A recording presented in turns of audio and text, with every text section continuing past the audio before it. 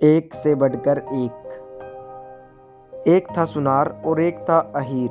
दोनों के चोरों और ठगों से संबंध थे। चोरी और लूट का सामान खरीदने और बिकवाने में इन दोनों का हाथ रहता था।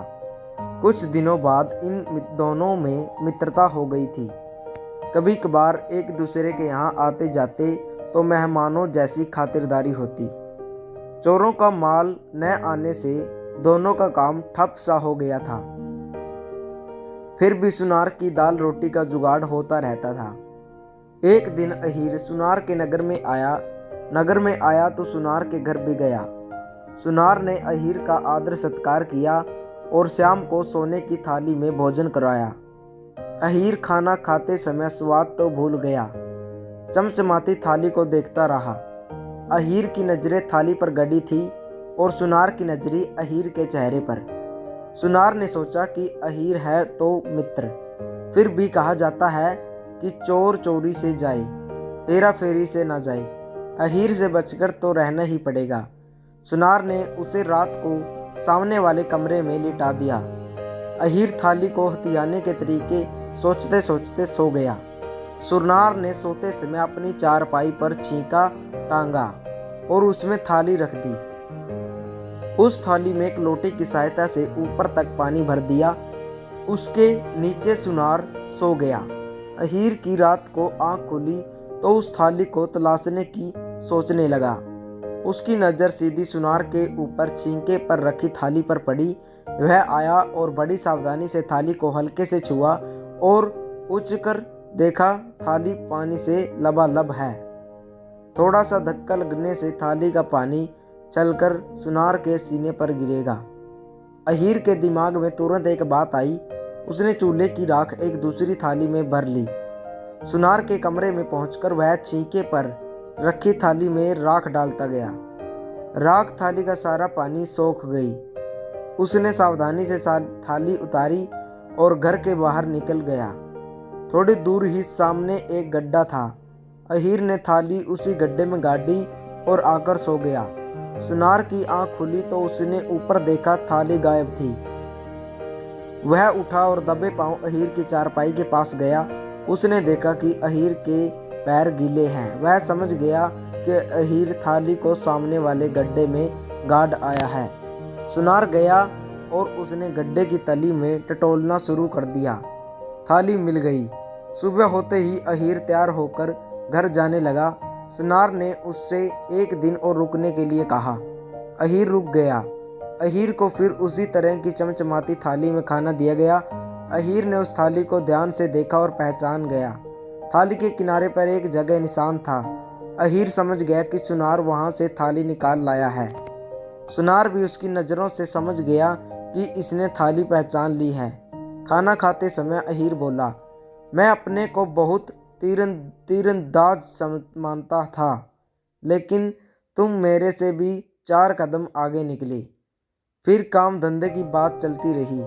दोनों इस बात पर तैयार हो गए कि पैसे कमाने के लिए कहीं बाहर चलते हैं।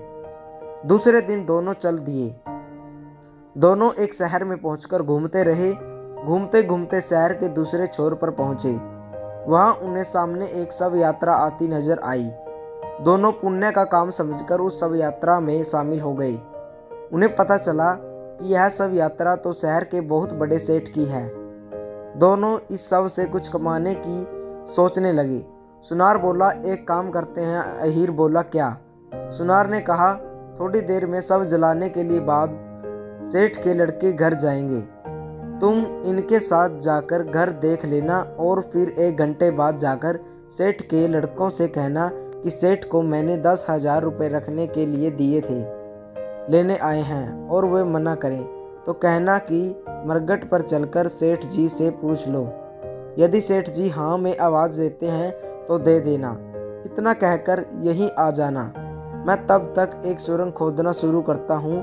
अहीर उनके साथ चला गया और 1 घंटे बाद उनके लड़कों से उसी प्रकार बताकर 10,000 रुपये मांगे। उन्होंने खाते देखे, खाते में होते तो मिलते।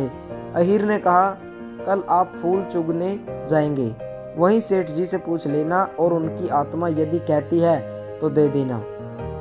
नहीं तो मैं समझूंगा कि मेरे भाग्य में नहीं है। मैं सुबह आ जाऊंगा।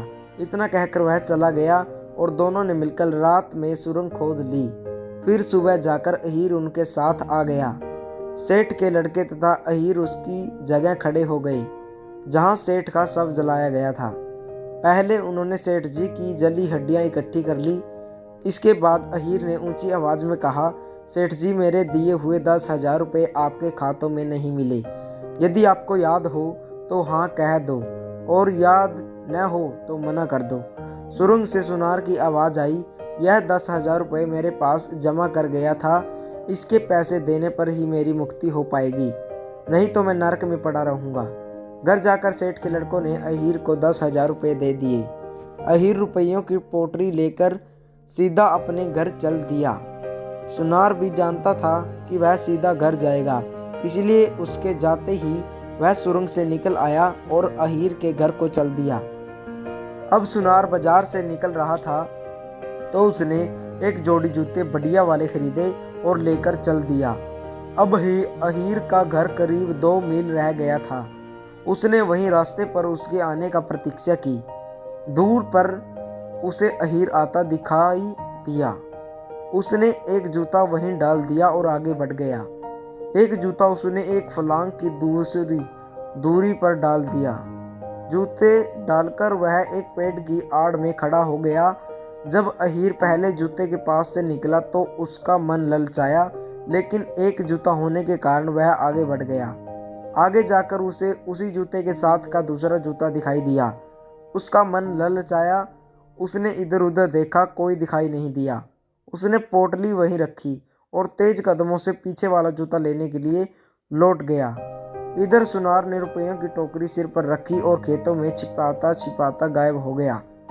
जब अहीर जूता लेकर वापस आया तो उसने देखा कि पोटली गायब है। उसने जूते वहीं फेंके और सुनार के घर को चल दिया। सुनार ने घर आते ही अपनी पत्नी से कहा कि अहीर आता ही होगा, उससे कहना कि मैं अभी आया नहीं हूँ। इतना समझाकर वह एक सूखे गहरे व अंधेरे कुएं में छिप गया। करीब 1 घंटे बाद अहीर सुनार के घर आया। अहीर ने सुनार के आने के बारे में पूछा तो उसकी पत्नी ने कहा, वे तो तुम्हारे साथ ही गए थे, यहाँ तो आए नहीं। आप उन्हें कहाँ छोड़ आए हैं? अहीर समझ तो गया कि यह औरत भी खूब झूठ बोल रही है। उसने भी वहीं रुककर सुनार का पता लगाने की ठान ली। सुनारिन अब रोज अहीर को सुबह खाना खिलाती, फिर पानी भरने जाने के बहाने सुनार को कुएं में खाना पहुंचाती और दूसरे कुएं से पानी भरकर लाती। एक दिन डोलची में कुछ रखते हुए अहीर ने देख लिया और उसे शक हो गया। सुनारिन जैसे ही पानी भरने घर से निकली तो अहीर भी उसके पीछे पीछे चला गया। उसने देखा कि सुनारिन ने डोलची कुएं में फांसकर आवाज लगाई, रोटियां ले लो। अहीर समझ गया कि सुनार इसी कुएं में छिपा है। अहीर वापस चला गया। दूसरे दिन अहीर अपने कपड़ों के ऊपर सुनारिन के ही कपड़े पहनकर कुएं पर पहुंचा। डोलची में रोटियां रखकर कुएं में फांसी और सुनारिन की आवाज में कहा, रोटियां ले लो। फिर बोला, अहीर ने तो घर में डेरा डाल रखा है, टलने का नाम ही नहीं लेता। मेरे पास पैसे खत्म हो गए हैं, कुछ पैसे दे दो। सुनार ने कुएं में से कहा, यहाँ मेरे पास क्या पैसे रखे हैं? पानी की गिनौची के नीचे रुपयों की पोटली गड़ी है, उसी में से निकाल लेना। इतना सुनते ही अहीर ने डोलची खींच ली। उसने लहंगा फरीहा उतारकर डोलची में रखी और डोलची एक खेत में फेंककर तेजी से चल दिया। जैसे ही सुनारिन सुनार को खाना देने निकली, वह घर में घुस गया और गिनौची से रुपए निकालकर ले गया। उधर सुनारिन ने डोलची फांसकर आवाज लगाई, रोटियां ले लो। तो सुनार ने कहा कि तू अभी तो रोटियां देकर गई है। तुरंत उसी क्षण उसके दिमाग में आया और बोला, जल्दी निकाल कुएं से। अहीर सब रुपए देकर चला गया होगा। दोनों घर पहुंचे तो देखा कि पानी की गिनौची खुद ही पड़ी है, उसमें 1 रुपया भी नहीं निकला। सुनार बड़ा दुखी और उदास होकर बोला, मैं अपने को ही सबसे अधिक होशियार समझता था, लेकिन दुनिया में एक से बढ़कर एक पड़े हैं। तो कैसी लगी दोस्तों आपको कहानी? कमेंट करके ज़रूर बताएं। अगर आप हमारे चैनल पर नए हो तो चैनल को सब्सक्राइब करें, लाइक करें और घंटी को प्रेस करें ताकि हमारे आने वाली हर एक वीडियो का नोटिफिकेशन आपको मिलता रहे। धन्यवाद दोस्तों।